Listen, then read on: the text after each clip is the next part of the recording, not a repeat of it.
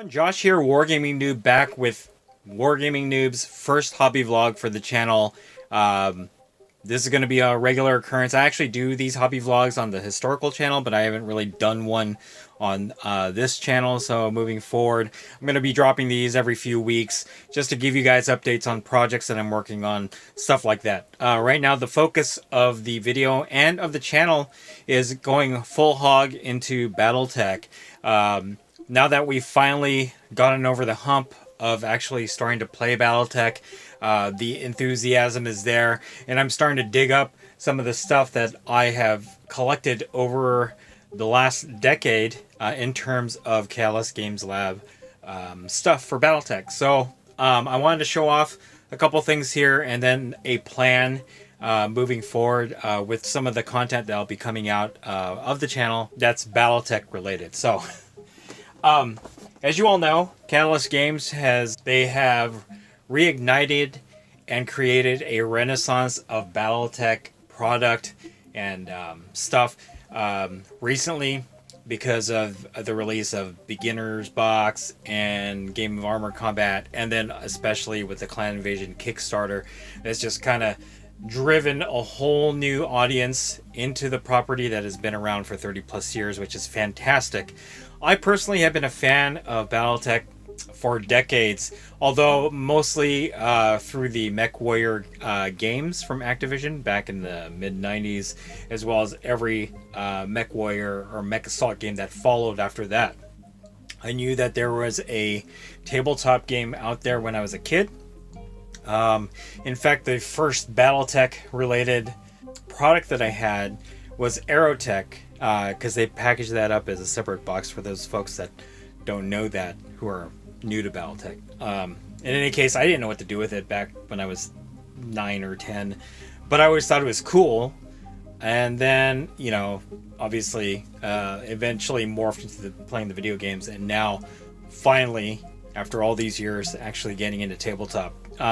However, back in 2000, I think 2007 is when Catalyst gained the IP for Battletech, is when they started releasing their product branded under Classic Battletech. And again, all this information is probably going to be old hat to the folks that have been Battletech and that have been playing Battletech for decades.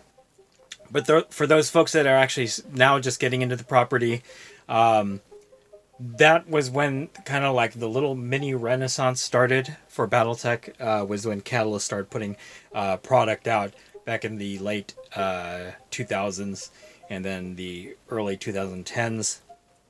So when that came out, I initially bought their starter set. I don't know if it was 3rd edition or whatnot, but that's when I bought it, and I bought a few things. I no longer have the actual box, but I do have all the mechs and like maps and all that stuff that came with it. And then in about 2014 is when they released a new introductory box set that I still do have, and that's the big boy right here. This thing's actually pretty heavy because it came with cardboard maps rather than, or card stock maps rather than paper maps, and you get like 2 of them in here. And you know, obviously you got a lot of other stuff. I also combined the original 2007 release box into here. I'm just gonna unbox this. There's actually an old unboxing video on the channel that I did this, but you got this, and sorry for the movement of the camera, guys, but you got this heavy cardstock hex map, and then one of these baggies is actually all of the mechs that came with this set. The other baggie, and you can tell by the, I don't know if you guys can tell, but this is a lighter gray plastic. This was the initial release from Catalyst, and it also had a number of mechs. The other thing that is not shown in this box is that it came with 2 plastic mechs that you had to assemble. They're considered the premium ones. And one was a Mad Cat, one was a Battle Master, or so Timberwolf and Battle Master. I have that somewhere, probably stored. But yeah, in any case, I thought that these cardstock maps were pretty cool. I'm just going to try to fold one out. So yeah, about the size of one, and you actually get 2 of these in the box, so you can have a more fully featured play mat on the table. The only thing is with the cardboard, you know, it kind of bends, so you gotta flatten it a little bit so that it doesn't like bow up or bow down. But anyway, I just wanted to show the big box from 2014. I don't believe that this is available anywhere unless you get it secondhand from eBay, but this was a great value back in 2014 when it was released. It was a great way to get restarted into Battletech, more so than the 2007 release. The models in the 2007 release were basically the same sculpts and very similar to the sculpts that were used, I guess, with Ironwind metals, but the plastic wasn't as nice as the plastic that was included here. But in any case, you just got a ton of mechs, both in the 2007 release and the 2014 box release. So just wanted to show that off a little bit. All right, so now that, like I said, we've gone over the hump of playing Battletech, I'm trying to find ways of learning the game so that I can be more confident in knowing the rules. And the one thing that I did get back in the day with the initial starter set were these two starter books that were released by Catalyst, Sword and the Dragon. So House Davion versus House Kurita, and then the Wolf and Blake, which is basically the Wolf's Dragoons, but after Clan Invasion, like way after, and then the Word of Blake. So this was set during the Jihad era. The neat thing about these starter books, actually let me cut the light here, there we go, so that there's no glare. Anyway, the neat thing about these starter books is it gives you two forces, two specific companies from whatever faction it is, House Davion, House Kurita, and they basically go through a campaign. You can play either faction, and you go through this mission track in the campaign. Eventually, I think especially with Sword and Dragon, you meet up at the end and basically fight each other. But each experience is different based on what mission track that you choose in the campaign once you get to that point. Another thing is you get war point. You have a war point chest, which you can use to, I guess, purchase new mechs to add to your company. Do repairs, purchase new components, maybe even hire. I don't know if you can hire MechWarrior pilots, because you do have a full company of pilots, and they have stats back here in the record sheets, and they are specifically for that particular pilot. So yeah, so for example, this Hatamoto Chi Daniel is set for this particular pilot. But in any case, that's what these starter books are. They're basically a choose your own adventure campaign, and these were created with a 2007 release for people to be reintroduced to the Battletech universe, as well as learn the game through different scenarios. So plans for the channel is this. The plans for the channel are going to be this. We're going to go through these campaign books, right? What I'm going to do specifically is do a solo campaign of Sword and Dragon. I'm going to pick one of the two factions and kind of go through their mission track, and then, culminating in the final battle between both the forces of House Kurita and House Davion. So that's what I'm going to do. Film. I don't know how long these battle reports will be, and it might go at a slower pace only because I am a new player, but I've been wanting to do this for a long time. And now that I actually have, now that we've actually done Battletech battle reports on the channel, I feel confident that, we can finally start doing this. So we're going to do solo campaign, maybe for both sides. And then after that's done, and I don't know how long that's going to take, obviously. I don't know how many videos we're going to have. But eventually we're going to go to Wolf and Blake, and James and I will play these tracks separately, and then culminating in the final battle. James obviously will be Wolf's Dragoons, because he just recently got the Wolf's Dragoons Assault Star for Christmas. And obviously he's a Clan Wolf and Wolf's Dragoons fan, so I guess I will be playing the Word of Blake. I am a Comstar fan, So I guess it's almost appropriate that I'm playing the Word of Blake in this campaign. So yeah, but that's what we're going to do. And then obviously at some point throughout the course of this, we're going to be doing other different types of battle reports, lance on lance, company on company. We're also gonna spin in Alpha Strike, because having the Commander's Edition, having all the rules in one book is fantastic. So we'll do that. This is the older cover, but I don't believe that there's much change between this and the edition that came out which has the trebuchet on the front. So in any case, that's what we're going to do. Obviously, you're gonna need to paint a bunch of mechs. I wanted to ask a question of you guys. The question is this. So I have a bunch of these old style Catalyst plastic models. They're basically the skinny versions of the mechs, which I still think are pretty awesome. And this is literally an awesome. So in any case, see these hexes here? They're like the half hex. I mean, it's a hex. It has 6 sides. So I'm just placing it on a hex right here. And then same with this. What do you guys think about actually cutting the base off and placing these models on a proper hex base? So let me know what you think about that. I'm actually considering doing that. But I'm a little uncertain, because I also don't want to cut these. Although if I do the cuts precise enough, it's not going to matter, because again, most of the feet on the old style mech are flat. So I mean, it's possible for me to do the cut precisely and not worry about damaging the model proper. So let me know what you guys think about that. But obviously, I have a number of these. Gotta do a lot of painting, and yeah. Alright, so next up is terrain. I don't have a lot of terrain. Obviously, I don't have a lot of hex terrain other than what's on the maps here. But especially for Alpha Strike and eventually for classic Battletech, I'm going to want to play hexless. Alpha Strike is hexless.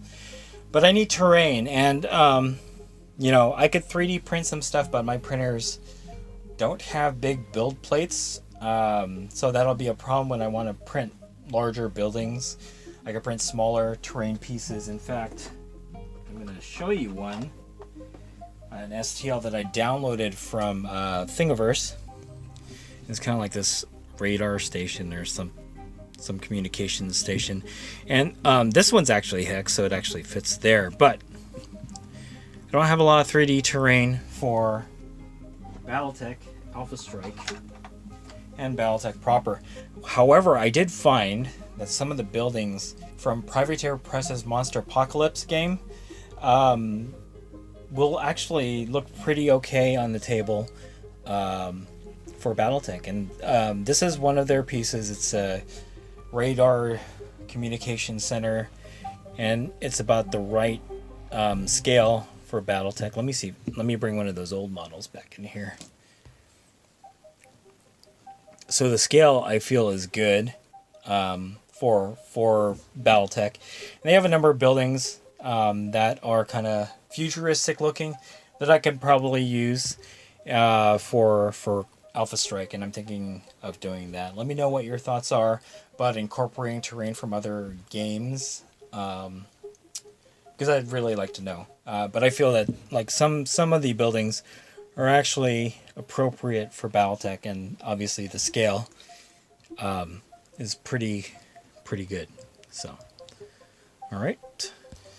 So I wanted to talk about 3D printing. Battletech is fantastic because it is miniature agnostic. You can use the official Catalyst Games Labs models or the Iron Wind Metals models, or you can 3D print from STLs that you can either purchase or have pre-printed, or subscribe to certain Patreons that actually do like Battletech that type mecha. So here are 2 examples.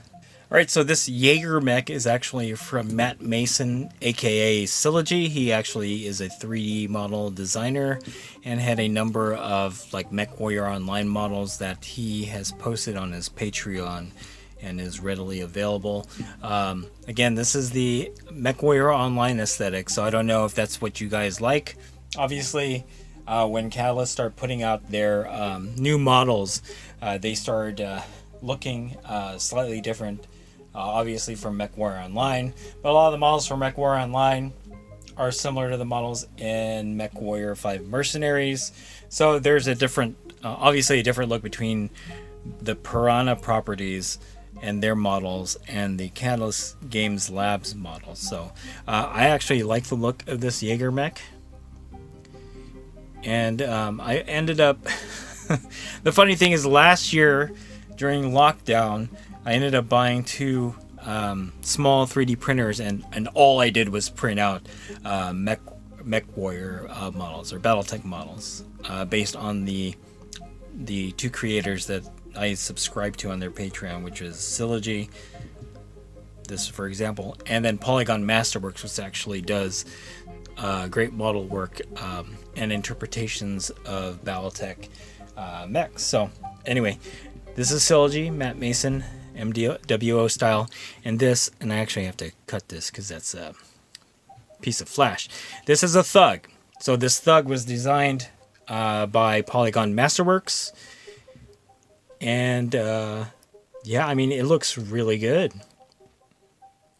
I believe there is a new Thug model anyway in one of the Force Packs from Catalyst, but I don't have those, so I'll just use these. And again, Polygon Masterworks modeling is based a lot on the MechWarrior Online aesthetic, so it's going to look very different from the Catalyst models. So, but I did print a bunch of these models, and so I'll be using them in lieu of any of the Catalyst models until I get them. So yeah, at least I'll get some mechs on the table. And the whole thing about Battletech is it's miniature agnostic. You can use anything that represents or closely represents their properties. So anyway, just wanted to show those off. That's what I'm going to do. I have a bunch of these, and yeah. All right, guys. So that was just a little preview of what's going to come out of the channel in terms of Battletech property. Definitely moving fast to starting Sword and Dragon here, and eventually we're going to go to Wolf and Blake. I've shown you some of the stuff that I have that's not Catalyst, or that is Catalyst but older, and then I showed you a few of the 3D printed models that I'll be using in lieu of the Catalyst models that I don't have. But in any case, expect to see a lot more Battletech content coming out of the channel. We are very enthusiastic of getting heavily into the property and finally playing. These neoprene mats are fantastic. I have a few of these. I'd like to get the whole set. I'd also like to get the big one that they have on the Catalyst store, online store, but I think it's currently sold out. I do have like a Comstar level 2 Battle Lance, I think, incoming with a couple other legendary salvage boxes for James, so that hopefully he can get Natasha Kerensky and play a fluffy Wolf's Dragoons list. But anyway, that's what we have. Thank you for watching the first hobby vlog from the channel, and hopefully you will stick around and see as the channel grows in the Battletech property. So in any case, if you like this video, go ahead and click like. If you haven't subscribed to the channel, we'd appreciate it if you would. Click the bell notification icon to get notified of all new unboxings, hobby vlogs, Battletech battle reports, all that fun stuff coming out of the channel. And then click the link in the description below to join our Discord server. That is the best way I and James can personally interact with you and chit-chat you about Battletech and any other game that we cover on this specific channel. And also, if you're interested in historical wargaming, we do have a historical wargaming channel. It's called WarGamingNewb Historical. I'm also going to link that below. Go ahead and take a look. We cover a lot of bolt action, World War II skirmish game, as well as Flames of War, and we're going to be getting heavily into black powder, Napoleonics, and all that fun stuff on the channel as well. So take a look at that, and then thank you for watching. Stay tuned for more Battletech coming out of WarGamingNewb.